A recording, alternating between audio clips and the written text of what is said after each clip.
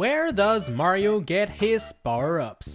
Inside question mark blocks. How do you get coins? By hitting and destroying blocks. But wait a minute, what if we decided not to touch a single block?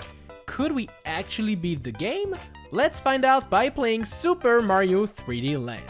World 1-1 quickly reminded me that blocks do contain power-ups, and not having power-ups kinda sucks. But thankfully, after the midway checkpoint, there is actually a Goomba which, upon being defeated, gives out a Tanuki suit. All of the other blocks on the way can be jumped above and will quickly beat this stage. 1-2 doesn't contain that many brick blocks and will be cleared in no time.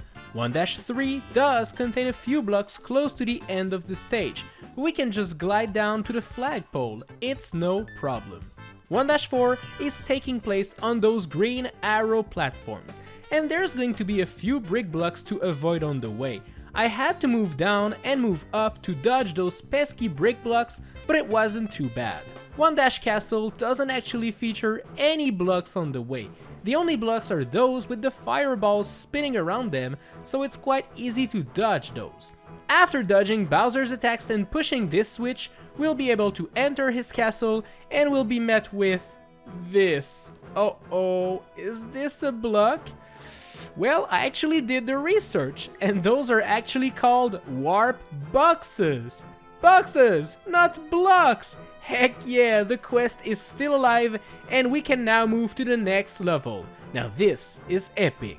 World 2-1 doesn't feature a single brick block, and 2-2 is also pretty easy. There are some green platforms, but no blocks on the way. The only blocks I actually noticed were the ones near the flagpole guarding the last star coin.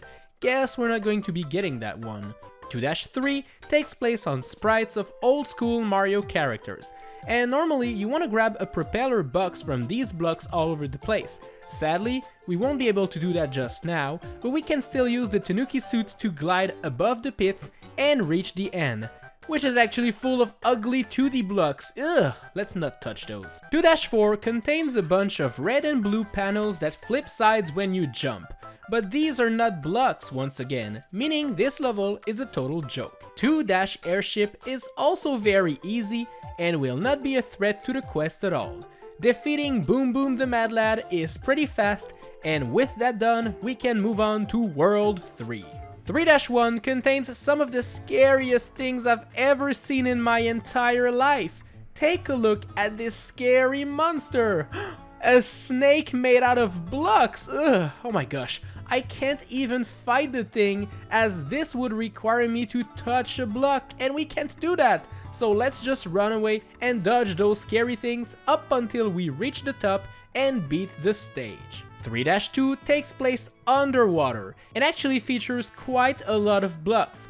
We'll have to swim around those dangerous bricks, and while this is very scary looking, by being extra careful, we'll be able to just do it. 3-3 is super easy and is full of donut platforms, not to be confused with donut blocks. Woof, that was a close one. 3-4 does contain a few blocks, but they're mostly used to grab the star coins and reach bonus areas, so let's just not do that and go for the flagpole instead. 3-5 is actually a bit difficult. You see, this level is an auto-scroller with flying cookies moving left and right. You'll have to dodge a bunch of brick blocks while making sure not to fall down, which is actually easier said than done. Thankfully, I had my Tanuki suit, which is actually quite helpful so far, and gliding allowed me to get to the end. 3-Airship is up, and this one doesn't actually feature any blocks on the way, so it will be done in no time. World 4-1 contains a few blocks, but they're typically not on our way, making this level quite easy. 4-2 is a vertical cave level where you have to climb to the top, and to do so, you normally have to hit those red blocks and make other blocks with smiling faces appear. Oh, they look so happy! But touching all of those blocks just scares me quite a lot, so I guess we'll just find another way. Turns out the Tanuki suit is the tool we need for that job, as we can just do a bunch of wall jumps to climb up without ever resorting to touching a yucky red block.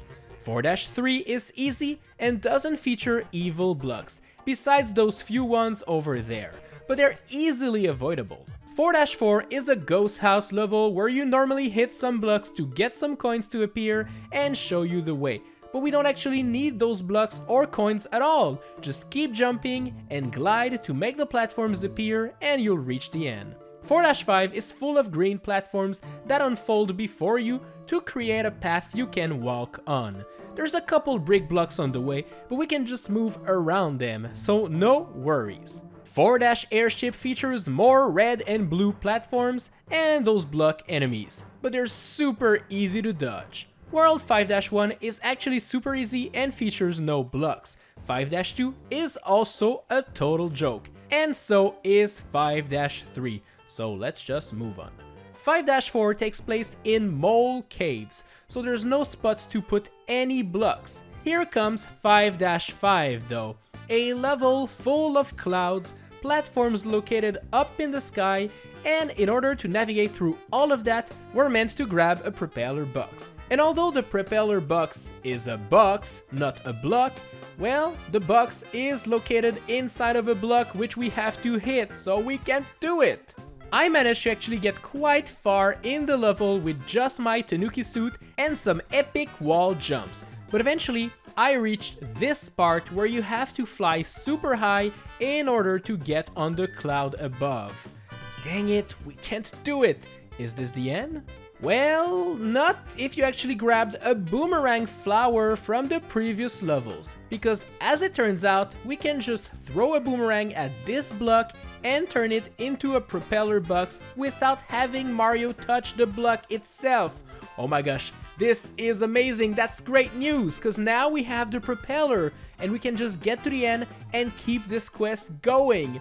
It's so funny to me how this exact same level also proved to be quite a problem during my without touching a coin video, so you should check it out afterwards. Anyways, 5-Castle is back to being super easy and quick to beat. Even Bowser is a total joke, allowing us to reach the next stage. World 6-1 is just about running on this wooden bridge up until you reach the end, and there are no blocks on our way. 6-2 does feature more blocky snakes to dodge, and while this makes things a bit more difficult, it's still quite easy. 6-3 does feature this one 2D section with this annoying block, but if you jump on top of the book platforms, you'll be all good. 6-4 does contain a few blocks, but I just glided above them. 6-5 is full of brick blocks with snow on top of them. Oh, you're trying to hide from me now, blocks, and get me to touch you? Pfft, clever strategy, but I'm big brain, so that won't work. 6-airship isn't really difficult, although I have to say that I died while killing Pum Pum over there at the end, and that was clearly BS, so I'm giving this game a 0 out of 10. World 7-1 is... well, I'll just show you instead of explaining. 7-2 is not as easy, but still pretty easy, as there ain't that many blocks to dodge. 7-3 does contain one part where there's an annoying block on the way, so just damage boost through the plant or the fuzzy and you'll clear it. There's not much to say about 7-4, 7-5, and 7-airship. So we'll now reach the final world. World 8-1 contains a bunch of spiky boulders, but no blocks to dodge while running away from them, meaning this one is actually easy. 8-2 does feature a few blocks, but there are ways to avoid them all.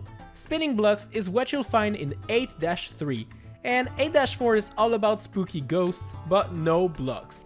8-5 doesn't contain that many blocks on the way, allowing you to quickly reach 8-Castle. This level is yet again free of blocks, allowing you to reach 8-6, and guess what? This one is also super easy.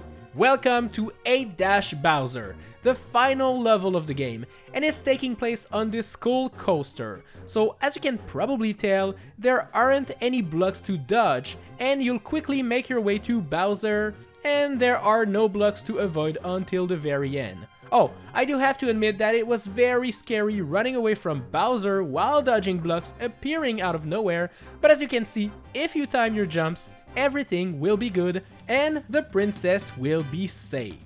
So yes, it is possible to beat Super Mario 3D Land without touching a single block. In fact, this was actually pretty easy, as this game pretty much made everything that was a block in previous games into a platform for this one, and the 3D environments combined with the Tanuki suit allowed us to dodge them all.